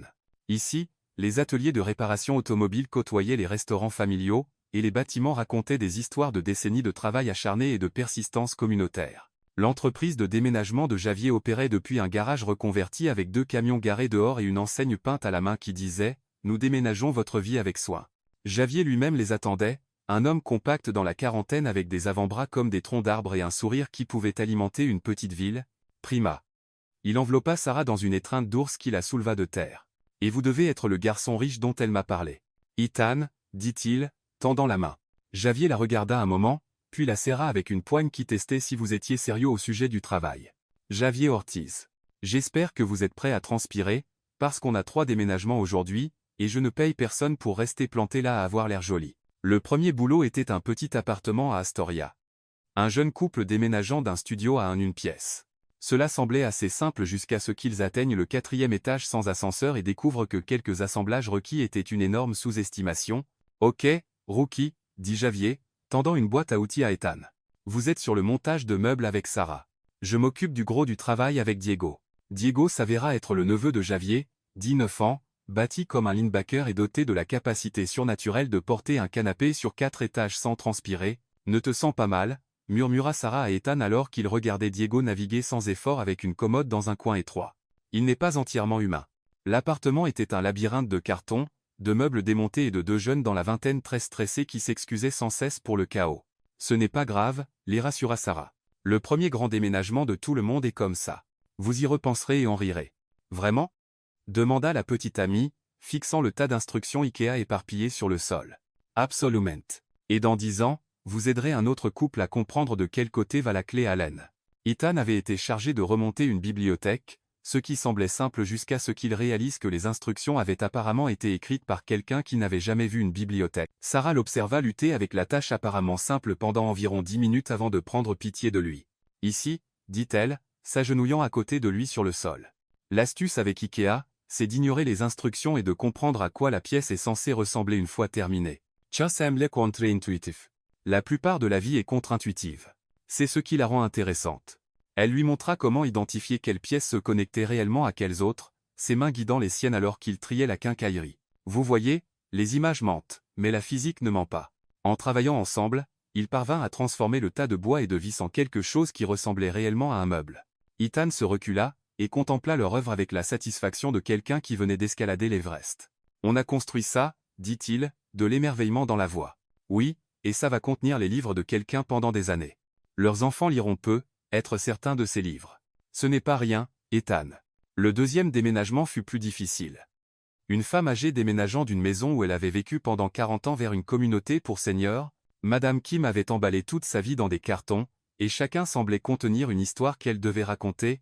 C'était la porcelaine de ma grand-mère, expliqua-t-elle à Ethan alors qu'il enveloppait soigneusement chaque pièce dans du papier journal. Elle l'a apportée de Corée quand elle a immigré en 1955. On ne l'utilisait que pour les occasions spéciales. C'est magnifique, dit Ethan, tenant une tasse à thé délicate peinte avec des fleurs de cerisier. Vous l'emportez avec vous? Oh, oui. Ma petite fille en voudra un jour, même si elle ne le sait pas encore. Madame Kim sourit. Les jeunes pensent toujours qu'ils n'ont pas besoin des vieilles choses jusqu'à ce qu'ils soient assez vieux pour comprendre ce qu'elles signifient. Sarah observa Ethan écouter les histoires de Madame Kim avec un intérêt sincère, posant des questions sur la Corée, l'immigration et ce que c'était de construire une vie dans un nouveau pays. Lorsqu'ils chargèrent le vaisselier dans le camion, il prit un soin particulier à le sécuriser lui-même. Elle nous confie son histoire, dit-il à Sarah alors qu'il se rendait au nouvel appartement de Madame Kim. C'est ce que ce travail est vraiment, appela Javier depuis le siège du conducteur. On ne déménage pas juste des affaires. On déménage les vies des gens, leurs souvenirs, leurs espoirs pour la suite. C'est pourquoi on fait attention, même quand on est fatigué. La communauté pour seniors était agréable, propre, bien entretenue, avec des activités et des soins médicaux et tout ce dont Madame Kim aurait besoin. Mais Sarah pouvait voir la tristesse dans les yeux de la femme âgée alors qu'il transportait ses affaires dans un espace 2 fois plus petit que sa vieille maison. C'est dur, dit Madame Kim doucement alors qu'Ethan remontait sa table de cuisine. 40 ans dans un endroit, et maintenant tout doit tenir dans 2 pièces. Mais vous emportez les choses importantes, dit Sarah gentiment. La porcelaine, les photos, les souvenirs, les choses qui font d'un endroit une maison. Est-ce que ça en aura l'air, d'une maison? Ethan leva les yeux de la table qui l'assemblait. Ma grand-mère a déménagé dans une communauté de retraités quand j'étais à l'université, dit-il. Elle était terrifiée à l'idée de se perdre dans un endroit qui ne parlait que de vieillir. Mais savez-vous ce qui s'est passé? Quoi? Elle est devenue la directrice sociale officieuse, a lancé un club de lecture, organisé des soirées de jeux, appris aux autres résidents à utiliser des ordinateurs pour discuter en vidéo avec leurs petits-enfants. Elle disait que c'était la première fois depuis des années qu'elle se sentait utile plutôt que juste vieille. Le visage de Madame Kim s'éclaira légèrement. Il y a un cours de poterie ici le jeudi. Voilà, dit Ethan, vissant la dernière vis de la table. Nouvel endroit, nouvelle possibilité. Alors qu'il finissait d'installer l'appartement de Madame Kim, Sarah se surprit à regarder Ethan avec un regard nouveau. Il ne se contentait pas de faire les gestes ou de jouer à être normal. Il se connectait réellement avec les gens, trouvant des moyens de rendre leur journée un peu plus lumineuse. Le 3e déménagement fut le plus difficile à ce jour. Une famille de 5 personnes déménageant d'un appartement exigu à un autre légèrement moins exigu, avec 3 jeunes enfants dans les pattes et des parents qui semblaient ne pas avoir dormi depuis environ 6 ans. « Je suis désolé pour le chaos », dit la mère, Rachel, alors qu'ils examinaient l'appartement qui semblait avoir été frappé par une tornade de jouets. « On a essayé d'emballer tout, mais avec les enfants. »« Ne vous excusez pas, » dit Javier. « On a des enfants. Aussi, on sait comment c'est. » Les enfants, âgés de 3, 5 et 7 ans, traitaient le déménagement comme une aventure, ce qui signifiait qu'ils étaient à la fois utiles et complètement dans le chemin. Le petit de 3 ans, Liam, semblait particulièrement fasciné par Ethan. « Vous êtes un géant ?» demanda Liam, fixant Ethan avec de grands yeux. « Non, je suis juste grand, » dit Ethan, s'accroupissant à son niveau. « Vous êtes un super-héros ? Parce que vous avez l'air d'avoir des super-pouvoirs ?» Liam gloussa et se lança dans une explication élaborée de ses diverses capacités de super-héros, qui incluait apparemment le pouvoir de faire disparaître les jouets dans les coussins du canapé et la capacité de manger exactement la moitié de n'importe quel repas placé devant lui. Pendant que Javier et Diego s'occupaient des gros meubles, Sarah et Ethan furent chargés d'emballer les chambres des enfants, une tâche qui s'avéra plus complexe que quiconque ne l'avait prévu. « Comment ont-ils autant de choses ?» murmura Ethan alors qu'ils examinaient la chambre du petit de 5 ans, qui ressemblait à une explosion de Toys R Us. « Les enfants accumulent des choses, » expliqua Sarah, emballant soigneusement une collection d'animaux en peluche. Chaque jouet a une histoire. Chaque livre est un favori. Chaque projet d'artisanat est un chef-d'œuvre qu'on ne peut pas jeter. Ma chambre d'enfant n'était rien de tout ça, dit Ethan, enveloppant une maison de poupées dans du papier bulle. Tout avait sa place. Tout était éducatif ou adapté à ma position dans la vie. Avec quoi jouiez-vous? Des jouets éducatifs, des jeux d'échecs, des livres sur l'histoire et les affaires. Ethan tendit un ours en peluche usé. Ring the tell. System. Cuddles, annonça Sophie, 5 ans, apparaissant dans l'embrasure de la porte. Il est très important. Je vois ça, dit Ethan sérieusement. On dirait un ours qui a vécu beaucoup d'aventures. C'est vrai? Il est venu avec moi chez le docteur quand j'ai eu mes vaccins, et il dort avec moi toutes les nuits. Et une fois, il est tombé dans les toilettes, mais maman l'a lavé, et il allait bien. Ethan enveloppe passement M. Cuddle dans du papier de soie doux. Eh bien, nous ferons en sorte qu'il arrive en sécurité dans votre nouvelle chambre. Un ours aussi important mérite un traitement spécial. Sophie rayonna et s'éloigna en sautillant, satisfaite que son jouet adoré soit entre de bonnes mains. Vous êtes doué avec les enfants, observa Sarah. Je n'ai jamais vraiment été en contact avec eux, mais ils sont honnêtes. Ils disent ce qu'ils pensent et ressentent ce qu'ils ressentent sans calculer les implications sociales ou financières. Ça doit être rafraîchissant. Ça l'est, en fait. Le déménagement dans le nouvel appartement impliqua 3 allers-retours sur 2 étages, les enfants aidant en portant de petits cartons et fournissant un commentaire continu sur tout ce qui se passait autour d'eux. Lorsqu'ils chargèrent le dernier camion, tout le monde était épuisé, en sueur et couvert d'une fine couche de poussière et de peluche de carton. « Combien vous devons-nous » demanda Rachel à Javier alors qu'il finissait d'installer les lits dans le nouvel endroit. Javier cita un prix qui fit grimacer Sarah. C'était juste, mais elle pouvait voir la famille calculer s'ils pouvaient se le permettre. En fait, dit Ethan, prenant Javier à part, j'aimerais couvrir les déménagements d'aujourd'hui, tous les 3. Javier fronça les sourcils. Ce n'est pas comme ça que ça fonctionne, garçon riche. Les gens paient pour un travail honnête avec de l'argent honnête. Alors, considérez ça comme un investissement dans mon éducation, dit Ethan. J'ai appris plus aujourd'hui que dans la plupart des cours universitaires. Madame Kim a partagé son histoire familiale avec nous. Cette famille nous a confié les trésors de leurs enfants, et le couple de ce matin nous a permis de participer à leur premier pas vers la construction d'une vie ensemble. Ça vaut plus que de l'argent. Tu ne comprends pas, dit Javier. Ce n'est pas une question de charité. C'est une question de gens qui gagnent ce qu'ils obtiennent et obtiennent ce qu'ils gagnent. Ethan resta silencieux un moment, puis hocha la tête. Vous avez raison. Mais et si? Et si j'engageais votre entreprise pour un travail? Un vrai travail qui paie de l'argent réel? Quel genre de travail? J'ai un pantouse rempli de meubles que je n'utilise jamais, d'art que je ne regarde jamais, de choses qui prennent juste de la place. Et si vous m'aidiez à déterminer ce dont j'ai vraiment besoin et à donner le reste à des familles qui pourraient en avoir l'utilité? Javier étudia le visage d'Ethan. Tu es sérieux? Mortellement sérieux? Et je paierai votre tarif complet. Marché conclu. Mais c'est moi qui décide de ce dont tu as vraiment besoin, pas toi. Tiens mais va. Ils se serrèrent la main, et Sarah sentit quelque chose changer dans sa poitrine. Ce n'était pas le prince gâté qu'elle avait engueulé 3 jours plus tôt. C'était quelqu'un qui écoutait vraiment, qui apprenait vraiment. Le retour à Manhattan fut plus calme que le trajet du matin. Tous les 4 étaient fatigués, sales et satisfaits de la manière qui vient d'un travail bien fait. Ethan regardait par la fenêtre, observant Quinn céder la place à Manhattan, et Sarah pouvait presque le voir traiter tout ce qu'il avait vécu. Un sou pour vos pensées, dit-elle doucement. Je pense sans cesse à la porcelaine de Madame Kim, dit Ethan. Comment sa grand-mère l'a transportée à travers un océan. Comment Madame Kim l'a gardée pour des occasions spéciales qui n'arrivaient presque jamais. Comment elle espère que sa petite-fille en voudra un jour. À quoi ça vous fait penser? J'ai un service de porcelaine qui est dans ma famille depuis 4 générations. Ça vaut probablement plus que la maison de Madame Kim. Je n'ai jamais mangé dedans. Je ne l'ai même jamais touché. Il est dans une vitrine climatisée parce qu'il est trop précieux pour être utilisé. Peut-être que c'est le problème. Que voulez-vous dire? Peut-être que les choses ne sont précieuses que si elles sont réellement valorisées, si elles sont utilisées, aimées et partagées plutôt que simplement conservées. Ethan resta silencieux jusqu'à ce qu'ils atteignent leur immeuble. Alors qu'il se tenait dans le hall, tout de couvert de poussière et épuisé, il se tourna pour lui faire face. « Je veux vous montrer quelque chose, dit-il. Demain. Quelque chose que je n'ai jamais montré à personne. Qu'est-ce que c'est? Un secret? Mon secret? » Il appuya sur le bouton de l'ascenseur pour le pantouse. « Mais d'abord, j'ai besoin de vous demander quelque chose. Aujourd'hui, quand nous travaillons, je me suis senti utile. Vraiment utile, pas juste décoratif. Est-ce que c'est ce que vous ressentez dans votre travail? » Sarah pensa à Michael Carter et à ses campagnes conformes aux attentes des entreprises, à devoir vider l'âme de son travail pour le rendre professionnel. Parfois, dit-elle honnêtement. Quand je fais mes propres projets, mon travail freelance, oui. Chez Carter & Associates, pas tellement. Pourquoi restez-vous? Parce que j'ai besoin d'un salaire stable. Parce que le travail freelance ne vient pas avec une assurance santé ou un revenu garanti. Parce que parfois, il faut compromettre ses rêves pour payer son loyer. Et si vous n'aviez pas à choisir? L'ascenseur arriva avant que Sarah ne puisse demander ce qu'il voulait dire, et ils montèrent dans un silence pensif. Alors que les portes s'ouvraient à son étage, Ethan attrapa sa main. « Merci, dit-il, pour aujourd'hui, pour m'avoir laissé faire partie de quelque chose de réel.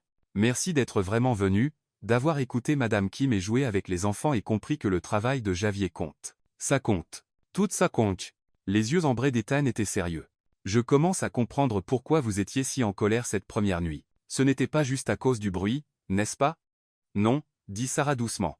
C'était une question de respect. De reconnaître que les vies et les besoins des autres sont tout aussi importants que les vôtres. Je l'apprends.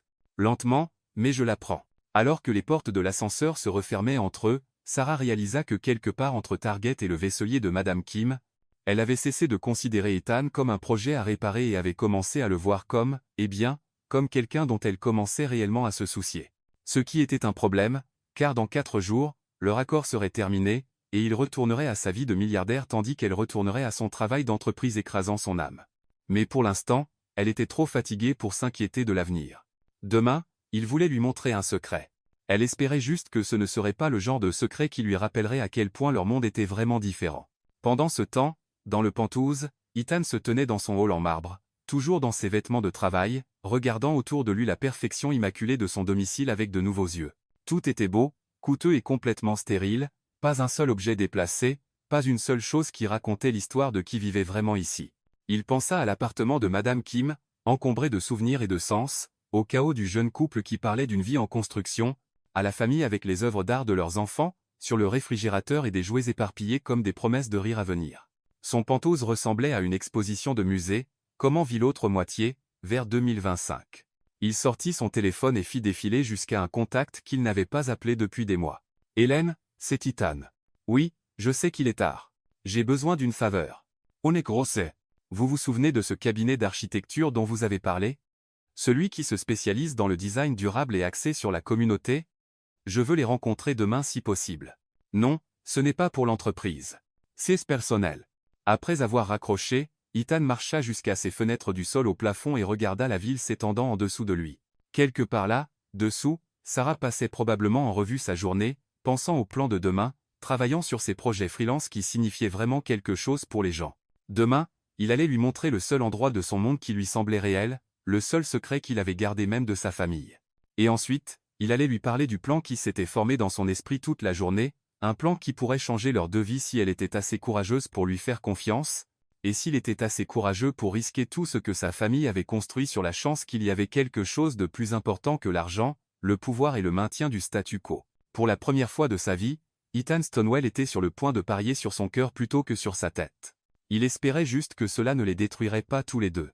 De retour à l'appartement 15B, Sarah se tenait dans sa petite douche, laissant l'eau chaude laver la poussière et la sueur de la journée. Mais elle ne pouvait pas effacer le souvenir des mains d'Ethan guidant les siennes alors qu'ils assemblaient des meubles, ou la manière dont il avait écouté les histoires de Madame Kim, ou à quel point il semblait naturel en jouant avec Liam et Sophie. Son téléphone vibra avec un SMS, d'Emily. Comment va l'opération humaniser le milliardaire? Sarah fixa le message longtemps avant de répondre. Je pense que je suis dans le pétrin. Bon pétrin ou mauvais pétrin? Le pire genre? Je pense que je l'aime vraiment. Comme dans Aimer, ou aimer comme dans Tu ne veux plus le tuer. Comme dans Je pense qu'il pourrait être une bonne personne sous tout l'argent et le privilège. Sarah, ma belle, ce n'est pas un pétrin. C'est du progrès. C'est un pétrin si je tombe amoureuse de quelqu'un dans le monde de qui je ne m'intégrerai jamais. Qui dit que tu dois t'intégrer dans son monde? Peut-être qu'il s'intègre dans le tien. Les gens comme Ethan Stonewall ne s'intègrent pas dans des mondes comme le mien, Emily. Ils les visitent. Ils les étudient. Ils peuvent même les apprécier pendant un temps. Mais ils ne restent pas. Tu n'en sais rien. Vraiment? Dans 4 jours, cette expérience sera terminée, et il retournera à être l'héritier de milliards pendant que je retournerai à faire des campagnes d'entreprise pour des clients ingrats. Ou, répondit Emily par SMS, quelque chose de complètement différent arrive, que aucun de vous n'a vu venir. Sarah voulait y croire, vraiment, mais elle avait appris il y a longtemps que les contes de fées étaient pour les gens qui pouvaient se permettre de croire aux fins heureuses. La vraie vie était plus désordonnée, plus compliquée, et bien moins indulgente envers les filles qui tombent amoureuses de princes, même des princes qui ont l'air bien dans des vêtements de chez Target, et qui n'ont pas peur de se salir les mains en déménageant des meubles. Demain, il voulait lui montrer un secret. Elle espérait juste que ce ne serait pas le genre de secret qui briserait la fragile connexion qu'ils construisaient, une conversation honnête à la fois. Sarah se réveilla avec 17 appels manqués et 43 messages textes, ce qui était soit un très bon signe, soit le début de l'apocalypse. Vu sa chance récente, elle pariait sur l'apocalypse. Les appels venaient de son patron, Michael Carter, et avaient commencé à 6h du matin. Les textos étaient d'Emily, de plus en plus frénétiques. Regarde les nouvelles, Sarah. Regarde les nouvelles. Pourquoi tu ne réponds pas? OMG, ton prince du Penthouse est en première page du Times. Rappelle-moi. Avec une appréhension croissante, Sarah attrapa son ordinateur portable et ouvrit le site du New York Times. Le titre la frappa comme un coup physique. L'héritier Stonewall aperçu travaillant pour une entreprise de déménagement, coup de pub ou crise personnelle? Sous le titre, une série de photos qui lui firent tomber l'estomac dans les talons. Ethan chargeant des meubles dans le camion de Javier, Ethan portant des cartons à l'étage, Ethan agenouillé dans l'appartement de Madame Kim, enveloppant soigneusement la porcelaine de sa grand-mère. Et dans plusieurs photos, clairement visibles à ses côtés, Sarah. L'article était un chef-d'œuvre de journalisme spéculatif, dépeignant Ethan comme soit en pleine dépression nerveuse, soit orchestrant un coup publicitaire élaboré. Il mentionnait sa mystérieuse compagne et spéculait sur le fait de savoir si la famille Stonewall était au courant des activités inhabituelles de leur héritier. Son téléphone sonna. Michael Carter. Lopez. Sa voix était si forte qu'elle dut éloigner le téléphone de son oreille. Viens au bureau. Maintenant. Michael, je peux expliquer. Tu peux expliquer pourquoi tu sors secrètement avec l'un des hommes les plus riches d'Amérique et que tu n'as pas pensé à le mentionner. Tu peux expliquer pourquoi mon employé était allé en première page de la section affaires, jouant à la maison avec un milliardaire. Ce n'est pas ce que ça semble. On dirait que tu nous as caché des choses, Lopez. Depuis combien de temps le vois-tu? Qu'est-ce qu'il t'a promis? Et plus important, que peut-il faire pour cette firme? Sarah ferma les yeux. Pinsua. Bien sûr, ce serait la première pensée de Michael. Je serai là dans 1 heure, dit-elle, et raccrocha avant qu'il ne puisse lancer un autre interrogatoire. Elle fixait encore les photos quand son interphone grésilla. La voix d'Ethan crépita. Sarah, peux-tu me laisser monter? Il faut qu'on parle. Quand elle ouvrit la porte, Ethan semblait ne pas avoir dormi. Ses cheveux étaient en désordre, il portait encore les jeans de la veille, et son visage était marqué par l'épuisement et quelque chose qui ressemblait à de la panique. Tu as vu l'article, dit-il. Difficile de le manquer. C'est l'histoire principale sur 3 sites d'actualité différents. Sarah s'écarta pour le laisser entrer, puis ferma la porte et s'y adossa. Comment ont-ils su où nous étions? Quelqu'un les a prévenus. Probablement quelqu'un dans l'un des immeubles où nous avons déménagé hier. Ethan passa ses mains dans ses cheveux. Sarah, je suis tellement désolé. Je n'ai jamais pensé, j'aurais dû considérer que ça pourrait arriver. Tu aurais dû considérer que traîner avec des gens normaux pourrait faire la une? Ouais, c'est définitivement quelque chose que tu aurais dû prendre en compte. La voix de Sarah était plus tranchante qu'elle ne l'avait prévu, mais elle avait peur, elle était en colère et se sentait complètement dépassée. Je sais que tu es en colère. Je ne suis pas en colère, Ethan. J'ai peur. Elle lui montra son téléphone, qui affichait maintenant 57 appels manqués. Mon patron est furieux. Il y a des reporters qui m'appellent, et selon Twitter, je suis soit une croqueuse de diamants, soit une influenceuse qui essaie de booster son profil, le visage d'Ethan pâlit. Que veux-tu que je fasse? Je peux faire une déclaration, préciser que c'était juste. Juste quoi? Un mec riche qui joue à être normal pendant quelques jours? Un milliardaire qui s'encanaille avec la pauvre fille pour se divertir? La voix de Sarah se brisa légèrement, parce que c'est sûr que c'est ce que ça ressemble vu d'ici. Ils se regardèrent à travers son petit salon, et Sarah vit le moment où Ethan réalisa à quel point il avait mal calculé la situation. Il faut que j'y aille, dit-elle, attrapant sa veste. Je dois gérer mon patron et trouver comment sauver ma carrière avant que ça empire. Sarah, attends non, Ethan, just non. C'est exactement ce que je craignais qu'il arrive. Ton monde et le mien ne se mélangent pas. Ils s'écrasent l'un contre l'autre, et des gens comme moi se retrouvent blessés. Elle le laissa debout dans son appartement et partit pour ce qu'elle était certaine serait la pire journée de sa vie professionnelle. Carter & Associates. 10H30. Le bureau de Michael Carter ressemblait à un tribunal. Il était assis derrière son énorme bureau comme un juge tandis que Sarah lui faisait face depuis la chaise de l'accusé. Le journal était étalé entre eux comme une preuve de ses crimes. Alors, commença Michael, sa voix trompeusement calme, Ethan Stonewall, héritier d'une fortune de 12 milliards de dollars. Et vous avez été quoi? En couple avec lui, en train de jouer à la maison? En train de mener une sorte d'expérience sociale? C'est compliqué, dit Sarah, ce qui était à la fois vrai et totalement inadéquat. Décompliquer ça, parce que de mon point de vue, on dirait que mon employé est secrètement impliqué avec l'un des hommes les plus puissants d'Amérique et n'a pas pensé à partager cette information avec son employeur, parce que c'est personnel, Michael. Ma vie personnelle ne concerne pas l'entreprise. Ça devient l'affaire de l'entreprise quand ça finit en première page du Times. Michael Sepenchanawant. As-tu la moindre idée de ce qu'un contrat avec Stonewall Enterprise pourrait signifier pour cette firme? On parle de dizaines de millions de dollars de revenus. Je ne vais pas monnayer mes relations personnelles pour un gain corporatif. Monnayer? Lopez? Je parle de réseautage, d'utiliser les connexions que tu as pour bénéficier à tout le monde ici. N'est-ce pas ce que tu veux? Du succès, de l'avancement, la chance de travailler sur des projets plus grands et plus importants? Sarah le fixa. À quel prix? Quel prix? Tu es déjà impliqué avec cet homme. Je suggère juste que tu en tires le meilleur parti. Et si je refuse? Le sourire de Michael était froid. Eh bien, ce serait décevant, surtout vu à quel point l'industrie du design est compétitive de nos jours. À quel point il peut être difficile de trouver de nouvelles opportunités si tu te fais une réputation de personne non coopérative. La menace était claire comme de l'eau de roche. Sarah sentit quelque chose mourir dans sa poitrine, le dernier vestige de respect qu'elle avait pour son travail, son patron, toute sa situation professionnelle. « Je vois, » dit-elle doucement. « Je savais que tu comprendrais. Maintenant, pourquoi ne pas appeler ton petit ami et organiser une réunion? Rien de trop agressif, juste une conversation décontractée sur les besoins créatifs de son entreprise. » Sarah s'éleva lentement. « Michael? Oui? Va au diable. » Elle sortit de son bureau, passa devant les visages curieux de ses collègues, devant l'expression inquiète d'Emily, et alla directement à son bureau. Elle ouvrit son ordinateur portable, ouvrit son modèle de lettre de démission et commença à taper. 20 minutes plus tard, elle envoya un courriel qui mettait fin à sa carrière chez Carter & Associates et peut être à sa carrière à New York tout entière. Son téléphone vibra avec un texto d'Ethan. « S'il te plaît, laisse-moi expliquer. Retrouve-moi à l'endroit que je voulais te montrer hier. L'adresse est 47 West 13th Street, niveau sous-sol. » Sarah fixa le message longtemps. Chaque partie rationnelle de son cerveau lui disait de l'ignorer, de rentrer chez elle, de faire ses valises et de commencer à planifier son retour au Texas. Mais une petite partie têtue d'elle voulait savoir quel était son secret, ce qu'il avait été si impatient de partager avant que leur monde n'explose en gros titres et spéculations. Contre son meilleur jugement, elle prit le métro. 47 West 13th Street, 14H0. L'adresse menait à un immeuble anodin dans le village, le genre d'endroit devant lequel on passe 100 fois sans le remarquer. Sarah trouva l'entrée du sous-sol et frappa, incertaine de ce à quoi s'attendre. Ethan ouvrit la porte, et elle sut immédiatement que cet endroit était différent. Fini le prince poli, l'héritier impeccable. Il semblait bru, vulnérable, presque nerveux. « Merci d'être venu. » dit-il doucement. « Je n'étais pas sûr que tu viendrais. Je ne suis pas sûr de pourquoi je l'ai fait. » Il la guida dans un couloir étroit et à travers une porte marquée privée, et Sarah se retrouva dans l'atelier le plus magnifique qu'elle ait jamais vu. L'espace était immense. Clairement un sous-sol converti avec des murs de briques apparentes et un éclairage industriel. Mais ce qui lui coupa le souffle, ce furent les maquettes.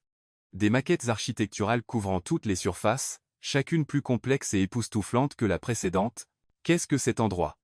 murmura-t-elle. « Mon secret, » dit Ethan, sa voix douce. « Je loue cet espace depuis 3 ans, travaillant sur des conceptions, construisant des maquettes, apprenant tout ce que j'aurais dû apprendre à l'école d'architecture. » Sarah se déplaça dans l'espace comme dans un musée, examinant chaque maquette avec une stupéfaction croissante. Ce n'étaient pas les structures froides et corporatives qu'elle associait à Stonewall Enterprise. C'étaient des bâtiments chaleureux, humains, conçus pour les communautés, des logements abordables avec des jardins, des centres communautaires avec des espaces flexibles, des développements à usage mixte qui rassemblaient des familles de travailleurs et des petites entreprises. « Ethan, c'est incroyable », souffla-t-elle, s'arrêtant devant une maquette qui ressemblait à un quartier entier. Celui-ci surtout. On dirait une communauté complète. « C'est East Harlem, » dit-il, venant se tenir à côté d'elle. « Je travaille sur une proposition pour des logements abordables qui ne ressemblent pas à un projet immobilier. À revenu mixte, durable, conçu pour rassembler les gens plutôt que de les isoler. As-tu montré ça à ta famille, à ton entreprise ?» Ethan rit, mais il n'y avait aucun humour dedans. « Mon père aurait une attaque. Ce n'est pas assez rentable, assez prestigieux, assez corporatif pour Stonewall Enterprises. Nous construisons des gratte-ciel de luxe et des complexes commerciaux, pas des centres communautaires pour les familles de travailleurs. Alors pourquoi continues-tu à les concevoir ?» Ethan resta silencieux un moment, passant son doigt le long du bord de la maquette. « Parce que je pense sans cesse à Madame Kim, à cette famille avec 3 enfants qui essaie de trouver un endroit qu'ils peuvent se permettre, à tes parents qui travaillent à 2 emplois juste pour survivre. Les bâtiments que je conçois pour Stonewall ne résolvent pas de problème. Ils créent juste des moyens plus coûteux de vivre. » Sarah étudia son profil. « Alors pourquoi ne pas changer ça ? Parce que je suis une seule personne contre tout un conseil d'administration, des actionnaires, et un héritage familial qui construit le même type de projet depuis 50 ans. Et si tu n'étais pas seul ?» Ethan se tourna pour la regarder. « Que veux-tu dire ?» Sarah prit une profonde inspiration, les pièces d'une idée impossible s'assemblant dans son esprit. « Et si tu avais un partenaire ? Quelqu'un qui comprend les besoins de la communauté, qui pourrait t'aider à concevoir des bâtiments qui servent réellement les gens qui y vivent. Tu as les ressources, les connexions, les connaissances en affaires. J'ai les connexions communautaires, la compréhension de ce dont les familles de travailleurs ont réellement besoin, les compétences en design pour rendre ça beau et fonctionnel. » Elle désigna l'atelier autour d'eux. « Cet endroit prouve que tu es sérieux à ce sujet. Ces maquettes prouvent que tu as la vision. Ce n'est pas si simple. Pourquoi pas ? Pourquoi doit-ce être compliqué ?» La voix de Sarah se raffermit alors que l'idée prenait forme. « Commence. » Petit. Trouve un projet, prouve que le concept fonctionne. Construis à partir de là. Montre à ta famille et à ton conseil que le développement axé sur la communauté peut être rentable et durable. Et tu serais prête à faire ça avec moi, même après aujourd'hui, après les gros titres et le gâchis que j'ai fait de ta vie? Sarah regarda de nouveau autour de l'atelier, les rêves rendus tangibles en bois et en carton, la preuve du désir sincère d'Ethan d'utiliser son privilège pour quelque chose de significatif. J'ai quitté mon travail aujourd'hui, dit-elle doucement. Quoi? Michael voulait que j'utilise notre. Peu importe ce que c'est pour obtenir un contrat avec Stonewall Enterprises. Quand j'ai refusé, il a pratiquement menacé ma carrière. Sarah haussa les épaules. Alors, j'ai quitté, envoyé ma lettre de démission, et je suis parti. Sarah, je suis tellement désolé. Ne le sois pas. Tu m'as rendu service. Ce travail tuait mon âme. De toute façon, Michael avait raison sur une chose, cependant. Je veux travailler sur des projets plus grands, plus importants. Des projets qui comptent. Elle prit une petite maquette d'un centre communautaire, admirant la manière dont le design intégrait la lumière naturelle et les espaces flexibles. Mais je veux le faire correctement, avec quelqu'un qui comprend que les bâtiments ne sont pas juste des structures. Ce sont des endroits où les gens vivent leur vie, élèvent leurs enfants, construisent leurs rêves.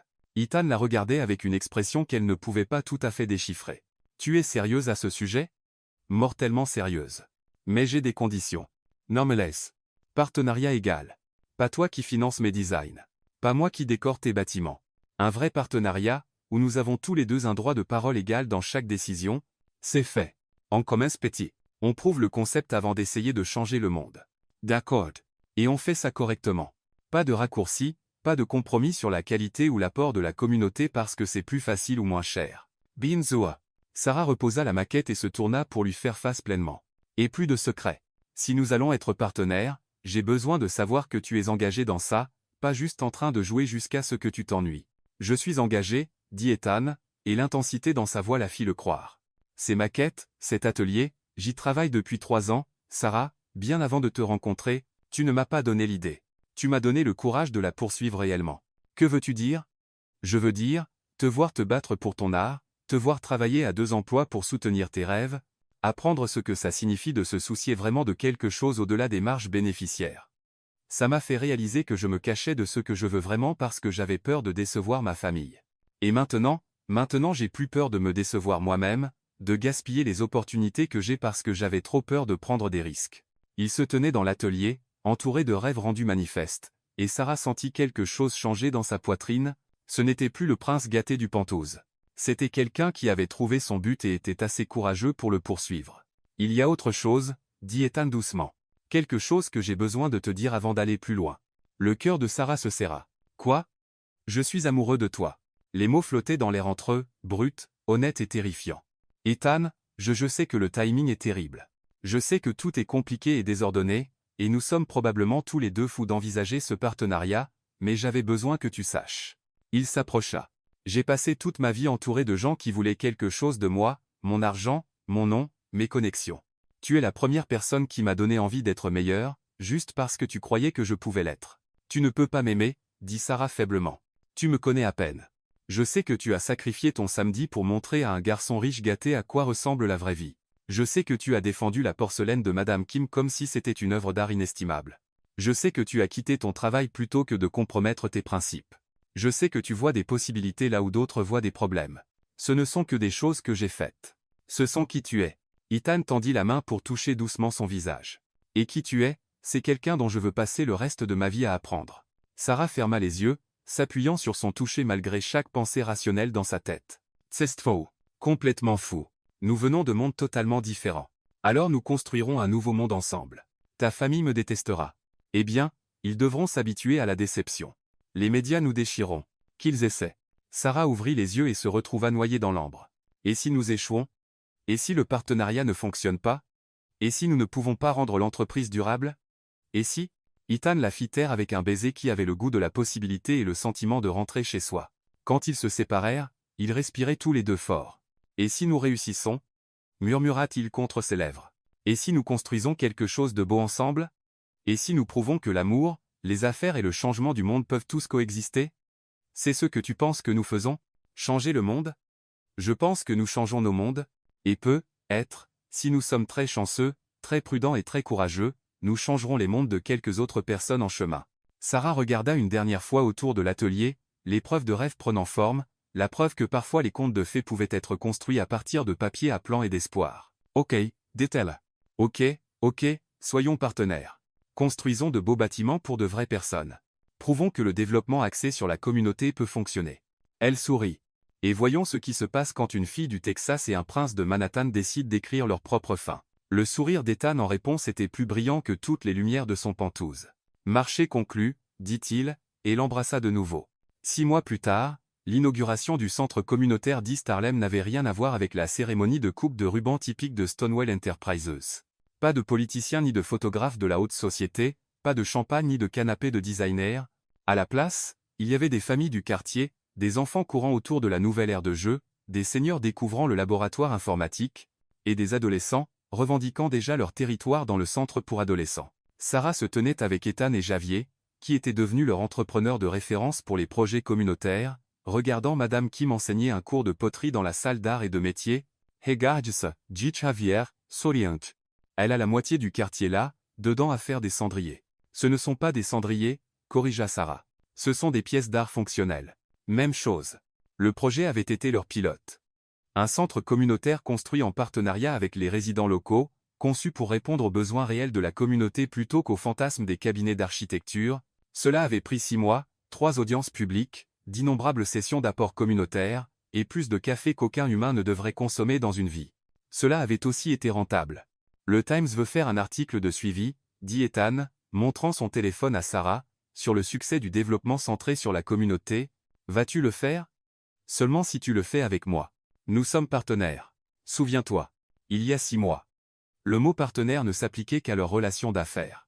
Mais quelque part entre les réunions communautaires, les sessions de conception tardive et l'apprentissage de naviguer dans l'attention médiatique qui venait avec le fait de sortir avec un Stonewall, cela s'était étendu à tout le reste.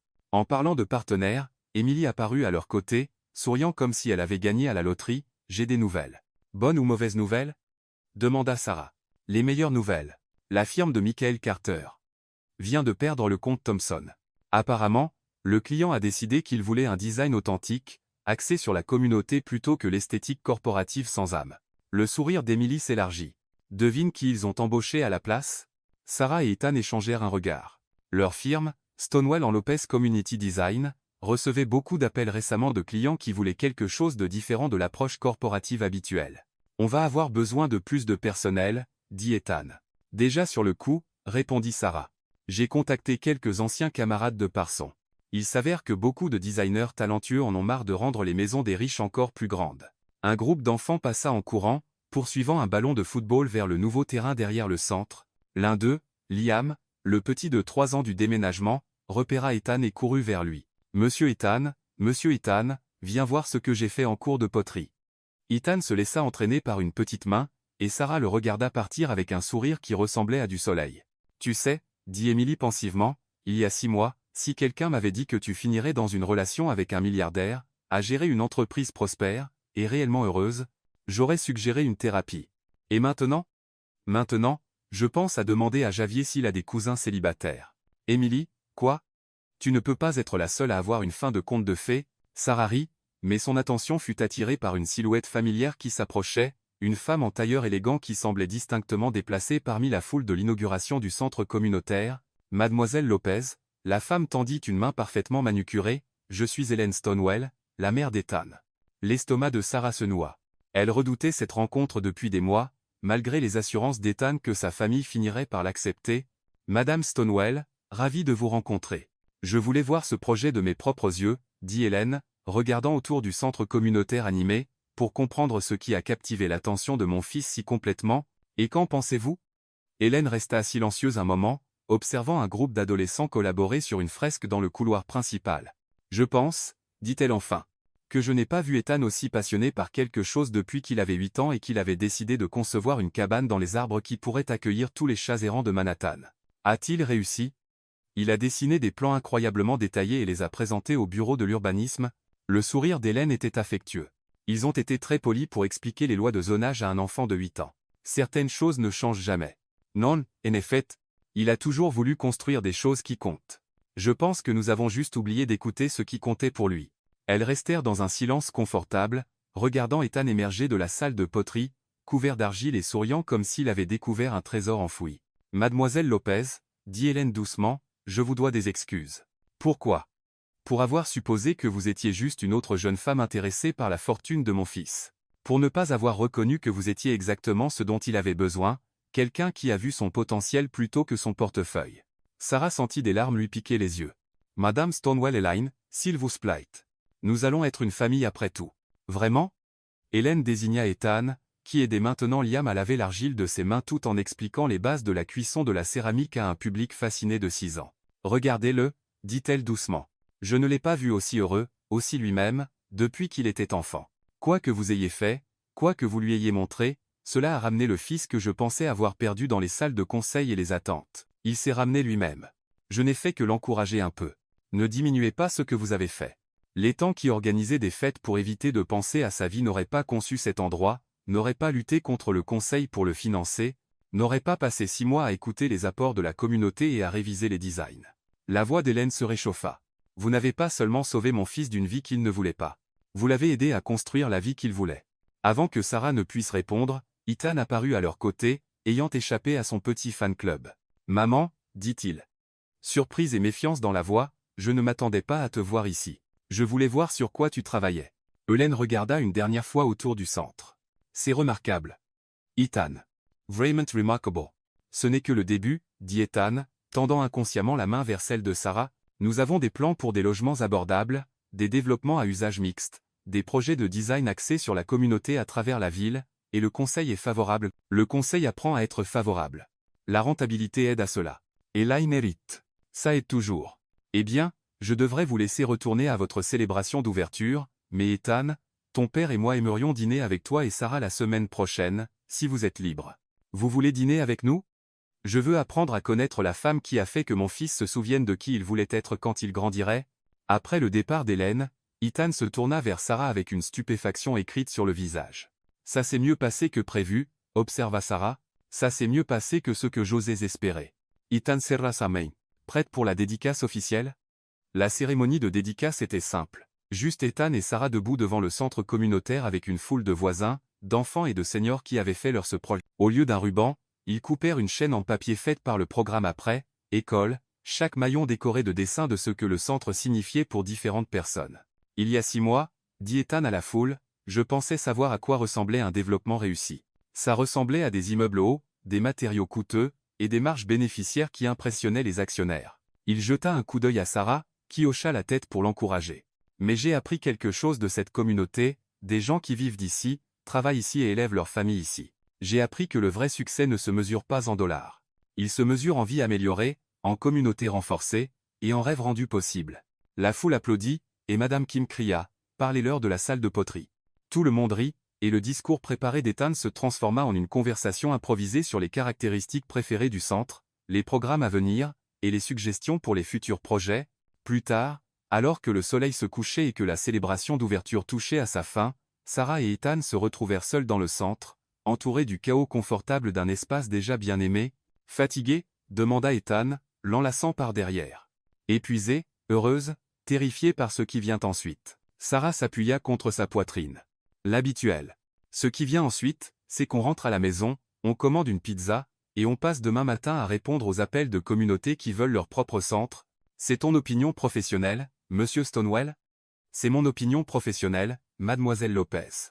Bien que j'ai encore un point d'affaire à discuter. Oh? Ethan la tourna pour lui faire face, et le cœur de Sarah s'arrêta quand elle vit la petite boîte en velours dans sa main. Ethan Stonewall, qu'est-ce que tu fais? Quelque chose que je planifie depuis notre 3e jour de partenariat, quand tu m'as crié dessus pour avoir voulu acheter du carrelage importé alors que le fournisseur local avait des options parfaitement bonnes. C'est un moment très précis pour tomber amoureux. C'était le moment où j'ai réalisé que tu ne m'apprenais pas seulement sur la communauté. Tu m'apprenais à construire une vie qui comptait. Ethan s'agenouilla là, au milieu du centre communautaire qu'ils avaient construit ensemble. Sarah Lopez, veux-tu m'épouser? Veux-tu être ma partenaire en tout, affaires, vie, changer le monde un bâtiment à la fois? Sarah le regarda, cet homme qui avait commencé comme un prince arrogant et était devenu quelqu'un qui proposerait dans un centre communautaire entouré d'œuvres d'enfants et de l'odeur persistante d'argile de poterie. Oui, dit-elle, et sa voix ne trembla qu'un peu. Oui, je vais t'épouser. Mais Ethan oui. La prochaine fois que tu veux faire une demande, prévient une fille pour qu'elle puisse arranger ses cheveux. Ethan se leva et glissa la bague à son doigt. Une simple bande élégante avec une pierre qui captait la lumière comme un rayon de soleil emprisonné. Tes cheveux sont parfaits, dit-il, l'embrassant doucement. Tout dans ceci est parfait. Alors qu'ils se tenaient dans leur centre communautaire, entourés des preuves de ce qui était possible quand le privilège rencontrait le but et que l'amour rencontrait l'ambition, Sarah réalisa que les contes de fées n'étaient pas du tout à propos de princes sauvant des princesses. Ils étaient à propos de deux personnes imparfaites décidant de construire quelque chose de beau ensemble, une conversation honnête à la fois. Et si ce n'était pas une fin heureuse, c'était définitivement un début parfait. Épilogue. 1 an plus tard, le mariage eut lieu à Prospect Park, à l'endroit même où Ethan avait d'abord parlé à Sarah de sa famille, et où elle l'avait défié de découvrir ce qu'il voulait vraiment. C'était petit, intime, et totalement parfait. Un mélange de la famille texane de Sarah, des parents de la côte est d'Ethan, et de la communauté qu'ils avaient construite ensemble à New York. Javier accompagna Sarah dans l'allée, puisque son père était coincé dans des démarches d'immigration qui ne seraient pas résolues avant 6 mois. Madame Kim fit la lecture. Un poème sur la construction de maisons qui abritent non seulement des corps, mais aussi des rêves. Liam et Sophie furent respectivement porteurs d'anneaux et filles aux fleurs, et réussirent à accomplir leurs tâches sans catastrophe majeure. La réception eut lieu au centre communautaire d'East Harlem, parce que, bien sûr, c'était là. Hélène Stonewell dansa avec Javier tout en débattant des subtilités du développement durable. Emily attrapa le bouquet et le tendit immédiatement à Diego, qui rougit furieusement et marmonna quelque chose sur le fait de ne pas être prêt pour ce genre de pression. Les parents de Sarah, qui avaient enfin reçu leur visa, passèrent la soirée complètement charmés par tous ceux qu'ils rencontrèrent, déclarant que leur fille avait trouvé un homme bien qui comprenait la valeur du travail acharné. Pas mal pour un garçon riche, dit son père à Ethan pendant la danse père-fille qu'il avait insisté pour avoir avec son nouveau gendre. J'ai eu un bon professeur, répondit Ethan, faisant tournoyer la mère de Sarah avec une grâce surprenante. À la fin de la soirée, alors qu'il ramassait les assiettes en papier et pliait les tables, Sarah trouva Ethan assis sur les marches à l'entrée du centre communautaire, toujours en smoking, mais avec son nœud papillon défait et ses manches retroussées. Pas de regret? Demanda-t-elle, s'installant à côté de lui. À propos de t'épouser? Jamais? Ethan la serra contre lui. À propos d'avoir notre réception dans un centre communautaire plutôt qu'au plaza? Aussi, jamais, ta mère semble avoir survécu au traumatisme. Ma mère a passé la moitié de la soirée à demander à Madame Kim les coordonnées de son professeur de poterie. Je pense qu'elle prévoit de suivre des cours. Ils restèrent assis dans un silence confortable, regardant le quartier qui était devenu le leur, pas parce qu'ils le possédaient, mais parce qu'ils y appartenaient. À quoi y penses-tu? Demanda Sarah. Au dessin. Ce que tu m'as montré de quand tu avais 8 ans, l'appartement de rêve pour ta mère. Ethan se tourna pour la regarder. On devrait faire ça. Faire quoi? Concevoir des maisons de rêve. Pas juste des centres communautaires et des logements abordables, mais de vraies maisons de rêve pour des gens qui ne pensaient jamais pouvoir s'en offrir une.